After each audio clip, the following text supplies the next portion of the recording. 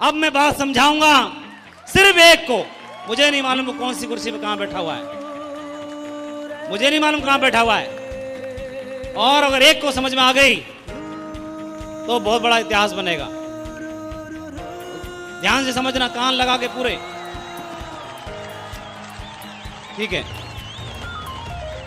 ये बात मेरे अपलाइन ने मुझे समझाई थी। मेरे अपलाइन ने मुझे समझाया कि माधव जी,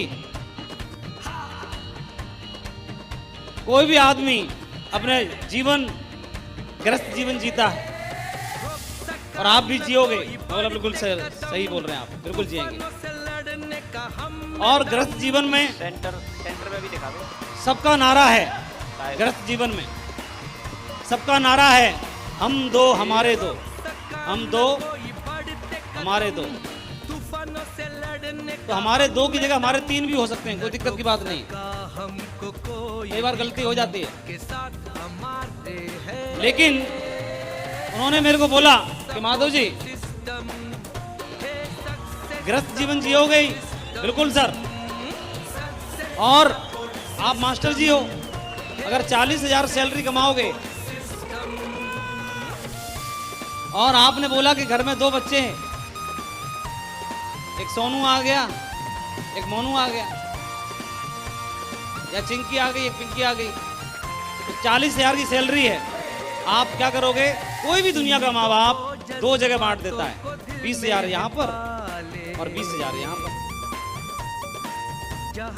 और उन्होंने 2 जगह पर बांट दिया और उन्होंने ये देखा जैसी सैलरी होगी वैसा परिवार को खर्चा दिलाता है। उसी तरह के खिलौने आएंगे, उसी तरह की ट्यूशन की फीस होगी, उसी तरह का स्कूल होगा, उसी तरह के कपड़े होंगे, उसी तरह की शॉपिंग होगी, उसी तरह की सुविधाएं होंगी। किसी व्यक्ति की सैलरी अगर 80,000 है तो ट्यूशन पढ़ाने वाला मास्टर जी की फीस ज़्यादा होगी, स्कूल का स्टैंडर्ड ज़्यादा होगा और रख रखाव ज़्यादा होगा, मकान और बड़ा होगा, तैयारियां और बड़ी होंगी, सुविधाएं और ज़्यादा होंगी। अगर कोई 10,000 कमाता होगा तो 10,000 के हिसाब से। बोलो हाँ कि ना? समझ में आता रहे तो बस बताते रहना अपने हिसाब से जो भी है। अब उन्होंने मुझे समझाया कि माधव जी, आपकी सैलरी 40,000 है, तो 40,000 के हिसाब से आप अपने दोनों बच्चों में 20,000 बांट दोगे। मैं बिल्कुल सर सही, आपने सही बोला। तो कितने साल बांटोगे? तो मैं बोला कम से कम 20 साल तो पढ़ाएंगे इनको, बच्चों को। हर आदमी अपने बच्चों को 20 साल तो पढ़ाता ही है, देख रेख करता है कि नहीं करता है? कितने लोग हाँ बोल रहे हैं? Very good. मैं तो खामा खा गलत फहमी में था, सबसे दमदार टीम यही बैठी है ना? अब समझ में आया, अब समझ में आया। ये ध्यान से सुन रहे थे ये लोग, क्यों? सही कह रहा हूँ ना? इसीलिए जोर से नहीं बोल रहे थे, बहुत ध्यान से सुन रहे थे इसलिए। 20 साल तक पढ़ाते हैं। कौन कोई नौकरी वाला व्यक्ति बताएगा कि दोनों बच्चों को जब 20 साल तक हम देख रेख करते हैं तो उसके पीछे हमारा मकसद क्या होता है?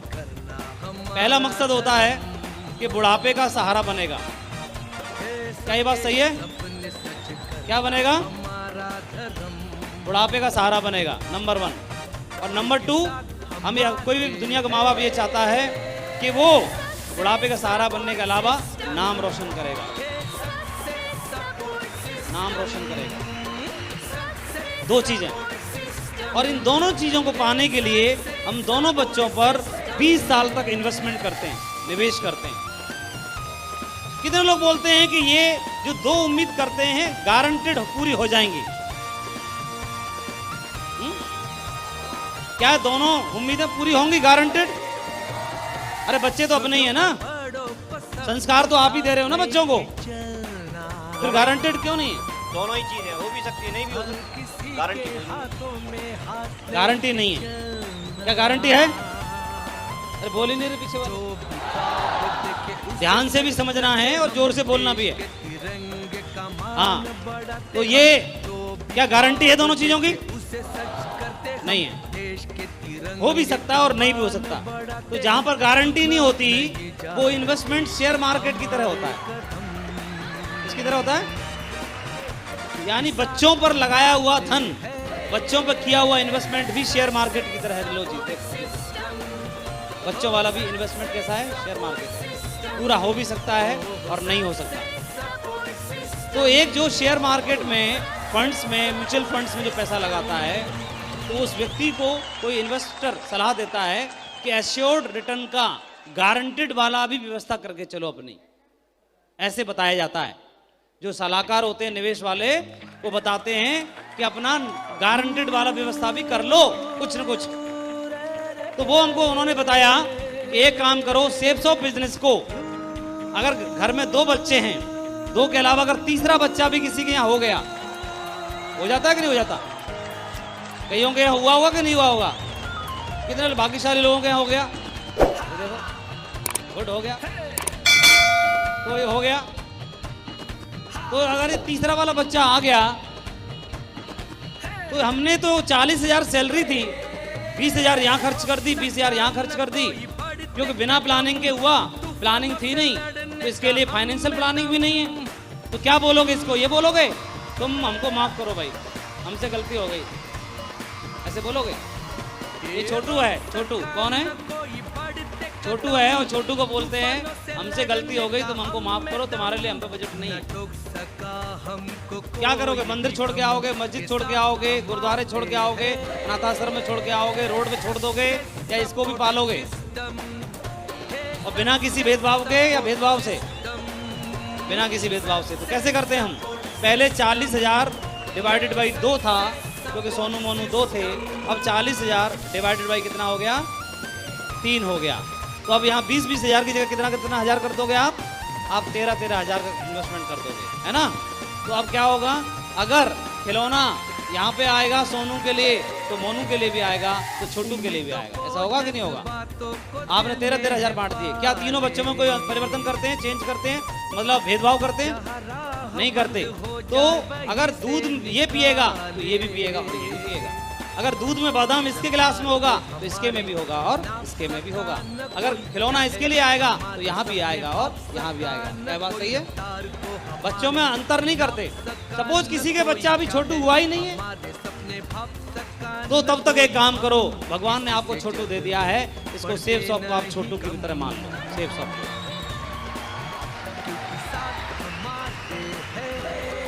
ऐसे मुझे समझाया, सेफ शॉप को छोटू की तरह मान लो, तीसरे बच्चे की तरह मान लो।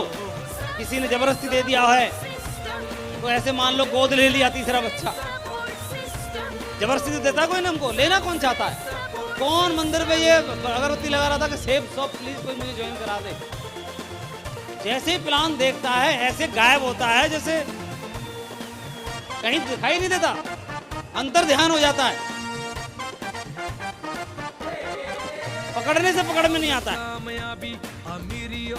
लेकिन जबरदस्ती किसी ने दे दिया आपको, सेफ शॉप ज्वाइन कर लिया। सेफ शॉप को छोटू मान लो, छोटू मतलब तीसरा बच्चा। इन दोनों बच्चों को कितने साल पालते हो आप? आवाज लगाने की दम है पीछे किसी में? हिम्मत है? 20 साल पालते हैं। 20 साल। और इसको 20 साल।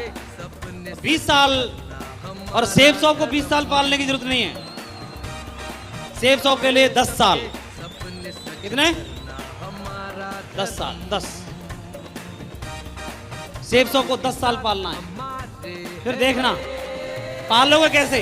जितना ख्याल बच्चे का उतना ही ख्याल इस बच्चे का, तो उतना ही ख्याल तीसरे बच्चे का। जितना समय इसको देते हो तो उतना समय इसको, इतना ही समय इसको। जितना खर्चा इसके ऊपर, जितना खर्चा इसके ऊपर, तो जितना खर्चा सेफ शॉप के ऊपर। यानी दूध ये पिएगा ना बादाम वाला, तो ये पिएगा, छोटू भी पिएगा। तो ध्यान रखना, भेदभाव नहीं होना चाहिए कोई भी। लोग बोलते हैं मेरे पास मीटिंग अटेंड करने के लिए पैसा नहीं है, बकवास कर रहा है।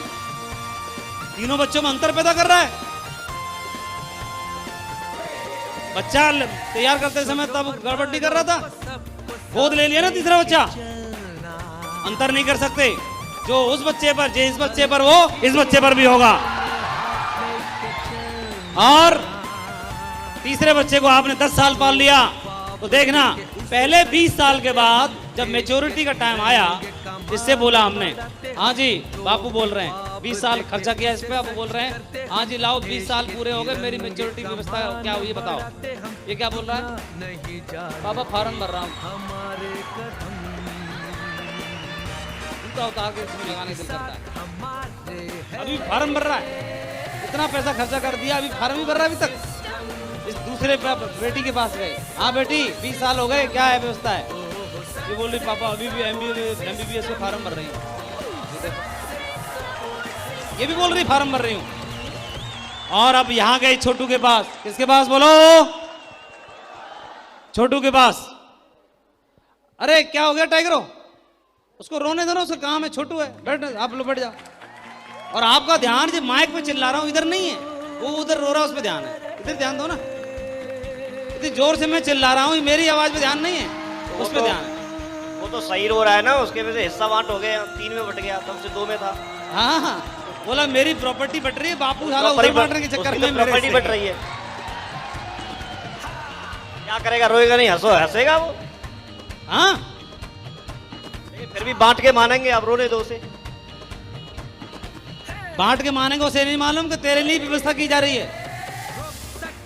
और ये देखो, इसने बोला फार्म भर रहा हूं, दूसरे ने बोला बिटिया ने के फार्म भर रही हूं पापा, तीसरे वाले के पास गए, छोटू के पास।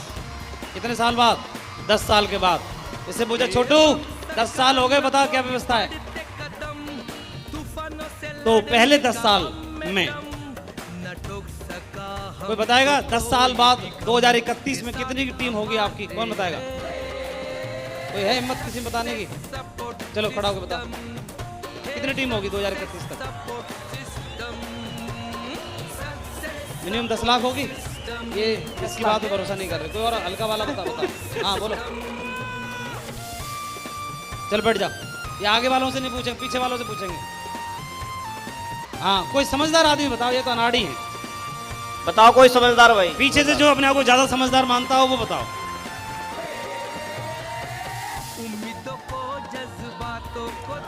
बस हो गया, रुक जाओ। 1 लाख। हाँ ये चश्मे वाले दौड़ गया ना, ये समझदार लग रहा है मेरे को दूर से, असल में पता नहीं क्या है कि नहीं। अच्छा 30,000 की होगी। अभी कितनी है? अभी 10 की है, इसीलिए 30,000 को एवरेज डाउन चल रहा है, चलेगा। चलो बैठ जाओ साहब, बहुत बढ़िया, ग्रेट। अच्छा ये डेली काम करते रहोगे, मेहनत करते रहोगे तो भी 30,000 रहेगी। चलो ये आज के हिसाब से सोच रहा ना ये। तो कई लोग 10 लाख बोल रहे हैं, कई लोग 30,000 भी बोल रहे हैं, तो बीच में माननी पड़ेगी ना। तो बीच कितना मान लें? 1 लाख मान सकते हैं। 1 लाख मान लेते हैं। तो 1 लाख का मतलब 10,000 की टीम पर हमारी जो इनकम होती है वो कितनी होती है? 50 लाख। तो 1 लाख की टीम पर कितनी हो जाएगी? 5 करोड़। 5 करोड़ की आमदनी होगी हमारी। ये तो होगी फर्स्ट परचेज से, और रीपरचेज और ट्रिपल सी मिला के 5 करोड़ और हो जाएगी। तो टोटल कितनी हो गई? 5 + 5 10 करोड़ हो जाएगी। तो 10 साल के बाद ये छोटू ने बोला, पापा, इससे बोला कि हाँ भाई क्या है 10 साल हो गए, तो बोलेगा पापा ये लो 10 करोड़ रुपए का पेमेंट, फिलहाल ये पकड़ो। उम्मीद क्या की थी? 2 चीजों की उम्मीद की थी, नाम रोशन करेगा और बुढ़ापे का सहारा बनेगा। 10 करोड़ रुपए इसने पकड़ा दिए। ये देखो, इसने बोला 10 करोड़ रुपए फिलहाल ये पकड़ो पापा, और ये दोनों दीदी को और भैया को बोल देना दुनिया के किसी भी यूनिवर्सिटी में एडमिशन ले लें, छोटू तैयार है, जिंदाबाद है।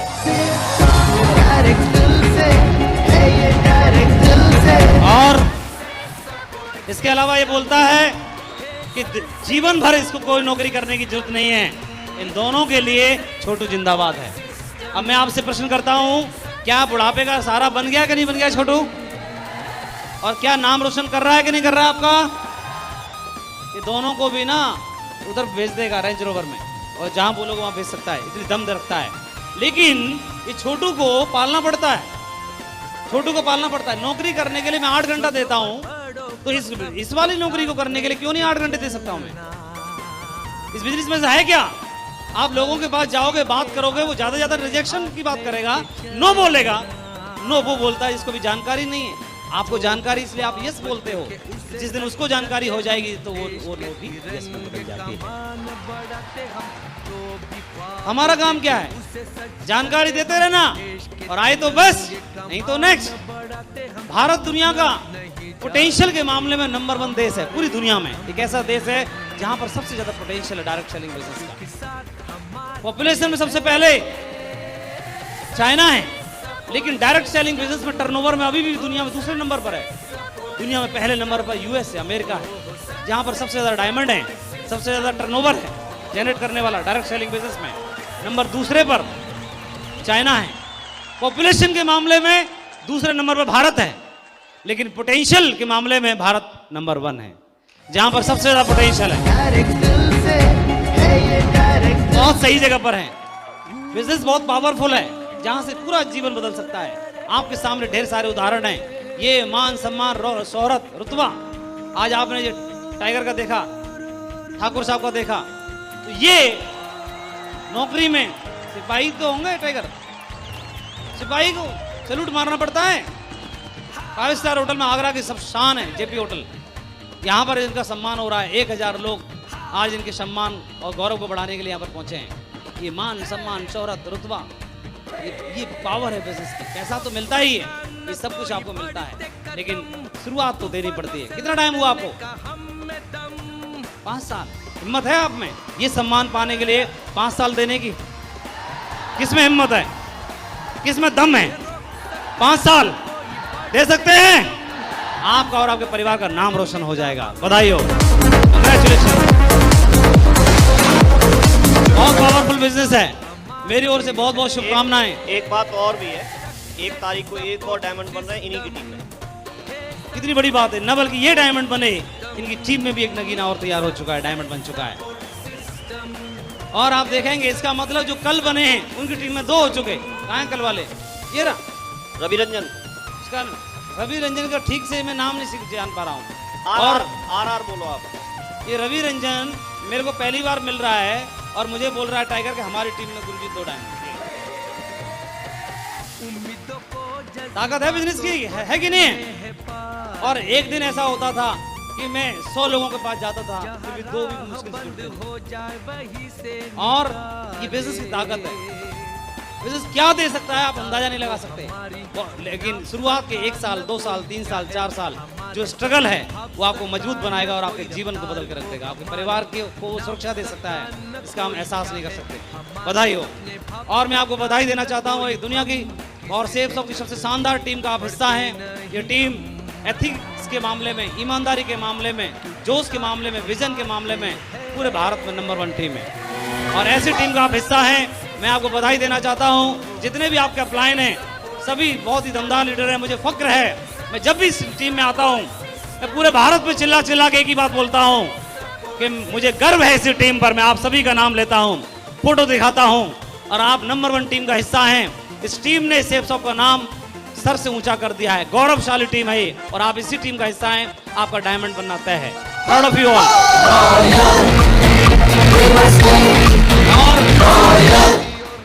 मैं आप सभी को धन्यवाद देना चाहता हूं, इतना प्यार और सम्मान आपने दिया और मुझे मालूम है आप सभी भी भविष्य के डायमंड हैं। शायद रवि रंजन जी भी और इनके साथी जो आज डायमंड बने ये भी कुछ दिन पहले इसी भीड़ का हिस्सा बने रहे होंगे, किसी कुर्सी पे बैठे रहे होंगे और वहां से इनको पहचान भी नहीं पा रहे होंगे हम, और वहां से उठ कर देखो आज यहाँ पर आ गए। कल आपका भी नंबर आ जाएगा, पता ही नहीं चलेगा, आप वहां से उठ के आप यहाँ पर आ जाएंगे, है ना। बहुत बहुत शुभकामनाएं, बहुत बहुत आपको ब्लेसिंग्स। ऊपर वाले से मैं यही प्रार्थना करता हूँ कि आपके सबके मन की मुराद पूरी करे और आपको इस बिजनेस में डायमंड शिप के शिखर तक आपको पहुंचाएं। मेरी ओर से बहुत बहुत शुभकामनाएं। थैंक यू वेरी मच, बहुत अच्छा लगा।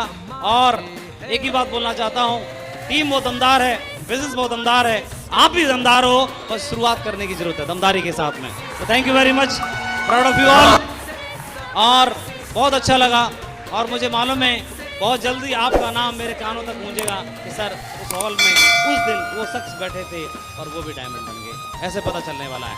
तो thank you very much, wish you all the best and God